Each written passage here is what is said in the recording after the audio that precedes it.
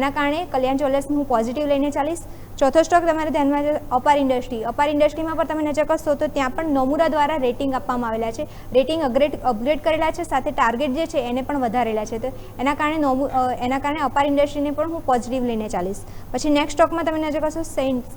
Overall AI AUM sign કરેલું છે, કંપનીએ કરાર કરેલા છે, એના કારણે એ સ્ટોક પણ હું પોઝિટિવ લઈને ચાલીશ. અને લાસ્ટ તમે નજર કરશો પતંજલિ ફૂડ જે છે એમાં પણ આવક જે છે એમાં વધારો થયો છે, એટલે કંપનીના પરિણામો જે છે એ સારા જોવા મળ્યા છે. આવક અને નફામાં બંનેમાં વધારો જોવા મળ્યો છે. નફો તો 46% વધ્યો છે, એટલે એના કારણે હું પતંજલિ ફૂડને પણ પોઝિટિવ લઈને ચાલીશ. પછી પરસિસ્ટન્ટ સિસ્ટમ પણ મારા તરફથી પોઝિટિવ રહેશે. એમાં ઓવરઓલ જોવા જઈએ તો સેલ્સાનો રિપોર્ટ આવેલો હતો ને એમાં પણ એમને પોઝિટિવ આઉટલુક વ્યક્ત કરેલું છે. તો આઈટી થીમના આ પરસિસ્ટન્ટ સિસ્ટમ મારા તરફથી પોઝિટિવ રહેશે. પછી પીટીસી ઇન્ફાટેક એ પણ એક પોઝિટિવ આજે લઈને ચાલીશ હું, કેમ કે વર્ક ઓર્ડર મળેલો છે ઈપીએસ સિસ્ટમ માટે કંપનીને, તેના કારણે એ પણ પોઝિટિવ આઉટલુક જોવા મળી શકે છે. અને આરવીએનએલ છે એને પણ હું પોઝિટિવ લઈને ચાલીશ. કંપનીએ સ્ટ્રેટેજિક ડીલ કરેલી છે, જેના કારણે એમાં પોઝિટિવ મોમેન્ટમ જોવા મળી શકે છે. અને લાસ્ટ તમે નજર કરશો વર્ધમાન ટેક્સટાઇલ, ત્યાં પણ તમે નજર કરશો સરકાર દ્વારા કોટન ઇમ્પોર્ટ જે છે એમાં માફ કરવામાં આવેલો છે, એના કારણે એ પણ હું પોઝિટિવ લઈને ચાલીશ. તો અજય મારા સ્ટોકમાં આજે મારી લિસ્ટમાં તમે નજર કરશો તો 10 સ્ટોકમાંથી એક જ સ્ટોક નેગેટિવ છે, બીજા બધા સ્ટોક જે છે 9 સ્ટોક એ પોઝિટિવ છે.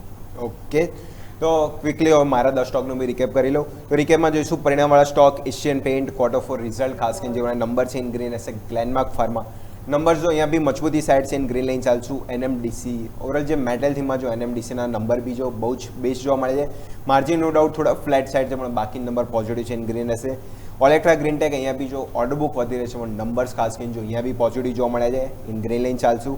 ગુજરાત ગેસ અને આરડીએ નંબર્સ થોડા ફીકા છે, મિક્સ ઇન લાઇન કહી શકાય, એટલે રેડ રહેશે. KI industry technical structure positive છે, સારા રાઉન્ડ બોટમ અને બ્રેકઆઉટ આગળ સ્ટોક આવીને ઊભો છે, એટલે ગ્રીન લાઇન ચાલશું. મધરસન થર્મેક્સ અહીંયા બી જો સારું રાઉન્ડ બોટમ સ્ટ્રક્ચર બનાવીને સ્ટોક આગળ વધે છે. ટેકનિકલ ચાર્ટ પોઝિટિવ છે, સ્ટ્રોંગ ચાર્ટ સાથે આગળ વધી રહ્યા છું, ઇન ગ્રીન લાઇન ચાલશું. અને લાસ્ટ વાત કરીએ કેપીઆર મિલ, અહીંયા બી જો સરકારે જે કોટન ઇમ્પોર્ટ ડ્યુટી છે ખાસ કરીને ઘટાડી છે, તો મોમેન્ટમ આ સ્ટોકમાં બી જોવા મળી શકે છે, એટલે આ બી સ્ટોક છે ઇન ગ્રીન લાઇન ચાલશું. તો મારા 10 સ્ટોકની વાત કરું તો 2 સ્ટોક છે માત્ર જે પરિણામ બેસ ઉપર ઇન રેડ રહેશે, બાકી 8 સ્ટોક છે ઇન ગ્રીન લાઇન ચાલીશ.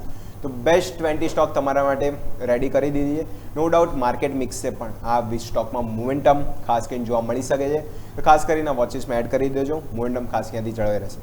હવે આજ સાથે સમય થઈ ગયો છે બ્રેકનો. બ્રેક લઈશું. બ્રેક બાદ ઓપનિંગ કેપિટલમાં મારા સૌથી યસ ભટ્ટ જોડાશે, ત્યાં વાતચીત કરીશું જૂન સિરીઝની શરૂઆત, ઓપનિંગ વીક કઈ રીતનું રહેશે અને આજના દિવસની કઈ રીતની સ્ટ્રેટેજી અપનાવીશું, વાતચીત કરીશું બ્રેક બાદ.